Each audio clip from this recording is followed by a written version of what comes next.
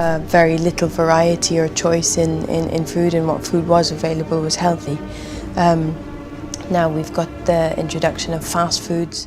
पर दादा गधे पर चलते थे, दादा घोड़े पर, बाप ने ऊंट और साइकिल की सवारी की तो बेटा ने दुनिया की महंगी से महंगी गाड़ियों की, दुनिया को तेल बेचा और कुल 6 शादियां की। ये कहानी है शेख मोहम्मद बिन राशिद अल मखतूम, जो संयुक्त अरब अमीरात यूएई के प्रधानमंत्री हैं। साथ ही घुड़दौड़ की दुनिया की दिग्गज हस्तियों में भी गिने जाते हैं, पर आजकल छठी बीवी से तलाक लेने के कारण सुर्खियों में है। ब्रिटेन के अदालती इतिहास में उनका सबसे बड़ा तलाक केस बताया जा रहा है। अलग हो चुकी पत्नी हया से मामला सुलझाने के लिए दुबई के अरबपति शासक पर 55 करोड़ पाउंड की देनदारी आई है, यानी लगभग 5500 करोड़ रुपए। नमस्कार, रंग दे बसंती देखना शुरू कर चुके हैं आप। मैं हूं राजीव चौधरी।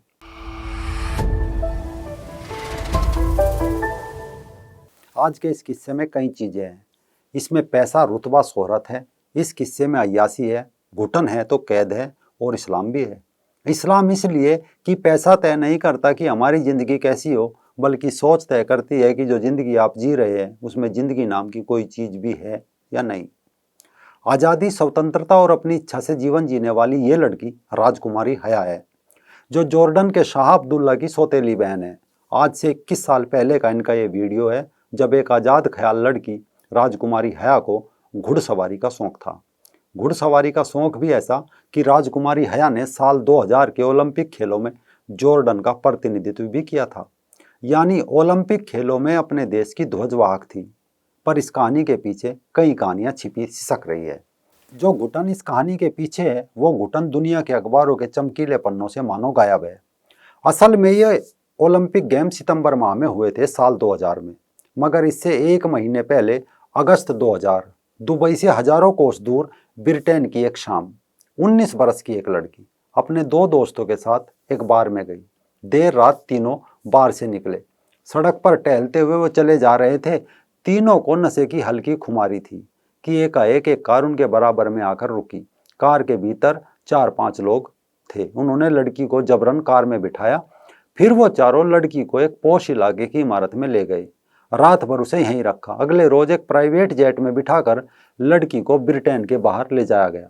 इस लड़की का नाम था राजकुमारी शेख शमसा। कौन थी शमसा? किसने उसे अगवा करवाया था? शमसा के अनुसार उसके किडनैपर था यूएई का प्रधानमंत्री शेख मोहम्मद अल मखतूम।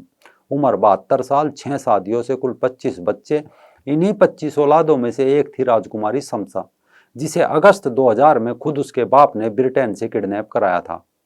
लेकिन अभी यहाँ मत रुकिए, अभी इस किस्से में थोड़ा सा आगे बढ़िए। बात जून 2002 की। इस साल अचानक शेख शमसा की बहन 16 साल की राजकुमारी लतीफ़ा एक दिन महल से भाग जाती है। वो यूएई और ओमान की सरहद पर पहुंच जाती है। इरादा था ओमान देश को पार करके अरब सागर में पहुंचना, फिर किसी छोटी मोटी नाव या डोंगी में छिपकर दूर निकल जाना। मगर किस्मत उसका साथ नहीं देती और उसके बाप शेख अल मखतूम को लतीफ़ा के भागने की खबर लग जाती है। सारी सीमाओं पर लतीफ़ा को ट्रैक किया गया। वो पकड़ी जाती है। दुबई वापस लाकर उसे जेल भेज दिया जाता है। तकरीबन 3.5 साल वो बिल्कुल अकेली कैद रखी जाती है।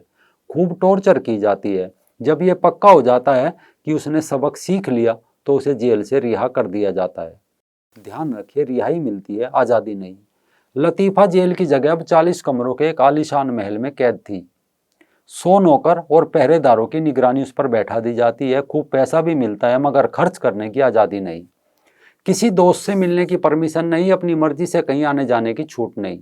यहाँ तक कि डॉक्टर बनने का सपना पूरा करने के लिए पढ़ाई तक की इजाज़त नहीं। बेटी की स्वतंत्रता भले ही बूढ़े बाप को पसंद ना हो, लेकिन इसके थोड़े समय बाद साल 2004 में 1974 में जॉर्डन में जन्मी राजकुमारी हया बिंब अल हुसैन की शादी 1949 में जन्मे संयुक्त अरब अमीरात के शेख मोहम्मद बिन राशिद अल मखतूम से करा दी जाती है। उस दौरान मखतूम की इससे पहले 5 बीवी और भी थी, यानी हया बूढ़े हो चले शेख की छठी पत्नी बनी। यहाँ तक इस किस्से में कोई नई बात नहीं थी। ये इस्लामिक दुनिया का एक ऐसा सच था जिसे सब जानते हैं कि कई कई बीवी और अनेकों बच्चे, बेटियां और इसके बाद बेटियों और बीवियों पर पहरा परमानेंट रहता है। इस कारण इसके बाद की कहानी के लिए अब बीच के कुछ साल छोड़ दीजिए। अब सीधे आइए साल 2018 में। ये कहानी भी एक सोने के पिंजरे की है, जिसके भीतर कैद थी एक राजकुमारी। खिड़कियों पर लोहे की मोटी सलाखें, धूप का कतरा भी उस तक नहीं पहुंचता था। 24 घंटे निगरानी, पहरेदारों की घूरती निगाहें, बस एक बाथरूम था जिसके भीतर कोई चौकीदारी नहीं थी। इस लोहे की सुरक्षा में राजकुमारी को मिला एक हमदर्द। उसने चुपके से राजकुमारी को एक फोन थमा दिया। इसके सहारे राजकुमारी ने बाथरूम में खुद को बंद करके अपनी दोस्त को फोन मिलाया और फुसफुसाती आवाज में बोली, मैं एक महल में कैद हूँ, यहाँ खिड़कियां तक नहीं खुलती, 24 घंटे मुझ पर पहरा रखा जाता है, न जाने कब से ताजी हवा तक को मैं तरस गई हूँ। मैं बाथरूम से कॉल कर रही हूँ क्योंकि ये इकलौता कमरा है जिसका दरवाजा बंद करने की सिर्फ मुझे इजाजत है। मैं बंधक हूँ, गुलाम बना दी गई हूँ, मेरी जिंदगी मेरे हाथों में नहीं है। लेकिन इस वीडियो के सामने आने से पहले का किस्सा भारत से भी जुड़ा है। यानी साल 2018 फिनलैंड की रहने वाली टाइना, जो लतीफ़ा की फिटनेस कोच थी, उससे लतीफ़ा ने कहा कि यहाँ मेरा दम घुटता है, मुझे हर हाल में यहाँ से भागना है, नॉर्मल जीवन जीना है। मगर बड़ा सवाल यही था कि इतने सुरक्षा बंदोबस्त को तोड़कर भागे कैसे। इसी सोच विचार में लतीफ़ा को एक नाम सूझा, हर्व जुबैर। हर्व एक जमाने में फ्रेंच सीक्रेट सर्विस के जासूस थे और बुर्का पहनकर दुबई से भागने वाले एकमात्र व्यक्ति थे। लतीफ़ा ने हर्व से ईमेल के जरिए संपर्क साधा और मोटी रकम चुकाने को तैयार हो गई। खैर, भागने का प्लान तैयार भी हुआ और 4 मार्च 2018 को लतीफ़ा फिर बूढ़े से एक का पिंजरा तोड़कर फुर हो गई। लतीफ़ा के दुबई से भागे 8वां दिन था। उसकी नाव भारत के पश्चिमी तट के पास इंटरनेशनल वाटर्स में थी। यहाँ से आगे बढ़ते तो कुछ घंटों में गोवा पहुंच जाते, मगर ऐसा हुआ नहीं। तीनों ने देखा कि थोड़ी दूरी पर 3 सफेद जहाज उनकी तरफ बढ़ रहे हैं। तीनों भारतीय कोस्ट गार्ड के जहाज थे। एक चौथा जहाज भी इनके साथ था जिस पर यूएई का झंडा लगा हुआ था। इन चारों जहाजों के अलावा आसमान में 2 हेलीकॉप्टर्स भी नजर आ रहे थे। लतीफ़ा नजर में आ चुकी थी। उन्होंने फौरन राधा नाम की एक वकील को मैसेज किया, प्लीज हेल्प, प्लीज हेल्प, मेरी मदद करो, बाहर कुछ लोग आ गए हैं। दरअसल राधा के पास लतीफ़ा का एक वीडियो था। लतीफ़ा ने ये वीडियो एडवांस में ही राधा को भेज दिया था, इस शर्त के साथ कि अगर उन्हें कुछ हो जाए तो राधा वीडियो को इंटरनेट पर पब्लिश कर दे। लतीफ़ा ने कहा, हम घिर गए हैं, तुम वीडियो रिलीज कर देना। 4 मार्च 2018 की उस रात तकरीबन 11 बजे थे जब लतीफ़ा का मैसेज मिलने के बाद राधा ने वो वीडियो इंटरनेट पर अपलोड कर दिया। ये कहानी दुनिया को सुनाई टाइना ने। उनके मुताबिक इंडियन कोस्ट गार्ड के कमांडो उनकी नाव पर चढ़ गए। उन्होंने लतीफ़ा को पकड़ा। वो रोती गिड़गिड़ाती रही, कहती रही कि प्लीज तुम चाहे तो मुझे गोली मार दो, मगर दुबई वापस मत भेजो।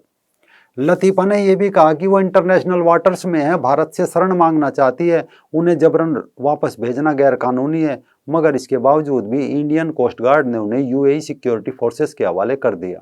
वो पहले हेलीकॉप्टर फिर प्राइवेट जेट में बिठाकर लतीफ़ा को दुबई ले गए, क्योंकि लतीफ़ा के पकड़े जाने के बाद इस महिला टाइना की अमीराती सुरक्षा बलों ने खूब पिटाई की थी।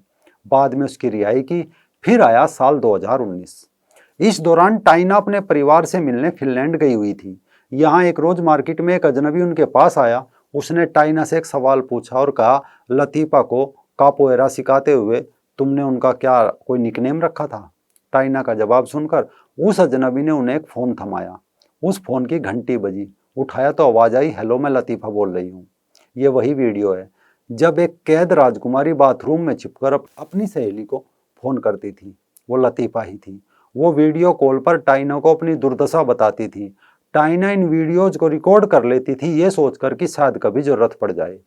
16 फरवरी 2019 को टाइना के रिकॉर्ड किए गए वही वीडियोज़ पब्लिश हो गए। टाइना ने खुद ये वीडियो सोशल मीडिया पर डाल दिए। उनका कहना था कि महीनों से उनका लतीफ़ा से संपर्क नहीं हो पा रहा था। उन्हें आशंका है कि शायद लतीफ़ा का फ़ोन पकड़ा गया या फिर वो किस हाल में है कोई नहीं जानता। इसीलिए वो लतीफ़ा के वीडियोज़ दुनिया को दिखाना चाहती है ताकि यूएन समेत बाकी अंतर्राष्ट्रीय संस्थाएं लतीफ़ा की कुछ सुध ले। चारों तरफ ये खबर फैल गई कि लतीफ़ा को मार दिया गया। मामला उछला तो यूएई की सफाई आई। कहा, लतीफ़ा को किडनैप नहीं बल्कि रेस्क्यू किया गया। इस पर यूएन ने कहा कि हमें लतीफ़ा के जिंदा होने के सबूत दो। अब इस कहानी में फिर राजकुमारी हया का रोल प्ले होता है।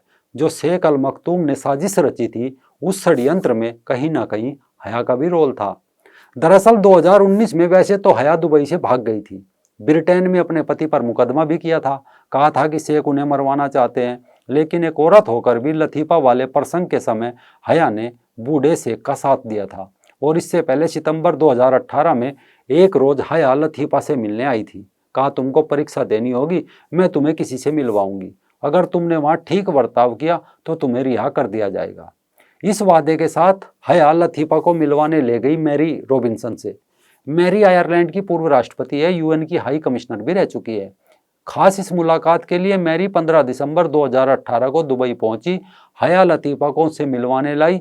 इस मीटिंग में मैरी ने इधर उधर की, पर्यावरण की, फलाना ढिमका समेत बहुत मुद्दों पर बात की। लतीफ़ा के साथ कुछ तस्वीरें खिंचवाई, मगर एक बार भी लतीफ़ा का हालचाल नहीं पूछा। मीटिंग के 9 रोज बाद लतीफ़ा और मैरी की तस्वीरें पब्लिक हो गई। इन्हें जारी किया था यूएई ने, दुनिया को दिखाने के लिए कि लतीफ़ा बिल्कुल ठीक है। इस प्रोपगेंडे की असली साजिश जानते हैं क्या थी? हया ने मैरी से कहा था कि लतीफ़ा को एक मानसिक बीमारी है, बायोपोलर डिसऑर्डर। उन्हें मैरी ने भी तोते की तरह दुनिया के आगे दोहरा दिया, क्या उसकी दिमागी हालत ठीक नहीं है, परिवार बड़े प्यार से उसका ख्याल रख रहा है। दुनिया को इस बात का यकीन हो गया। किंतु मैरी को अपने कहे पर अफसोस। वो अब कहती है कि वो अनजाने में ही शेख और हया के प्रोपगेंडा का शिकार बन गई। लेकिन होनी बड़ी बलवान है। हया को भी जब ये लगा कि अब उसकी बारी है, क्योंकि हया और उनके बॉडीगार्ड के बीच के अवैध संबंधों का पता बूढ़े शेख को चल गया था, तो हया अपने प्रेमी के साथ ब्रिटेन रफूचक्कर हो गई। राजकुमारी हया जब ब्रिटेन आ गई, मगर उन्हें धमकियां मिलने लगी। हया के पास मैसेज आते थे कि तुम जहाँ रहो, तुम जहाँ भी हो, हमें पता है, हम तुम तक पहुँच सकते हैं। इसके बाद ब्रिटेन में उनकी सुरक्षा बढ़ा दी गई और हया ने बूढ़े शेख से अपनी जान को खतरा बताते हुए शेख की पोल पट्टी भी खोलना शुरू कर दिया कि शेख मोहम्मद अपनी 2 अन्य बेटी शेख लतीफ़ा और शेख शम्सा का अपहरण करके दुबई ले गए हैं।